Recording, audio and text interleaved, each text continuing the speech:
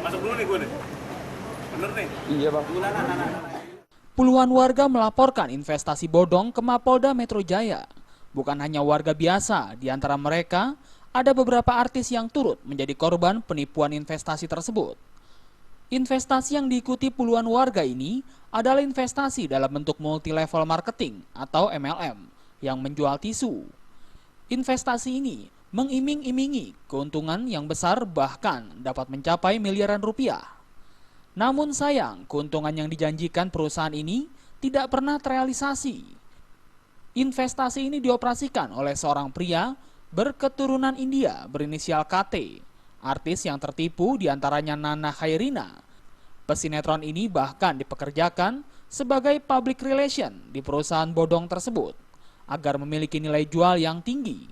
Wajah Nana dipajang di pembungkus tisu yang memang dikonsep sebagai media iklan. Selain Nana Khairina, artis lain yang tertipu adalah Rizal Gibran.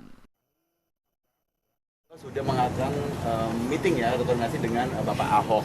Tapi sangat lucu sekali, bajunya baju saya, sabuknya sabuk saya, gelangnya gelang saya.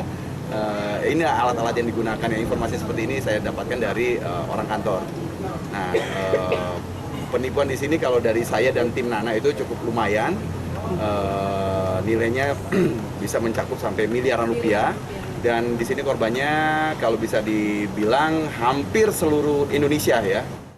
Selain membawa foto-foto pelaku, para korban juga membawa barang bukti tisu yang dijadikan pelaku untuk menipu. Dari Jakarta, Zikri Amin melaporkan. Boleh ya?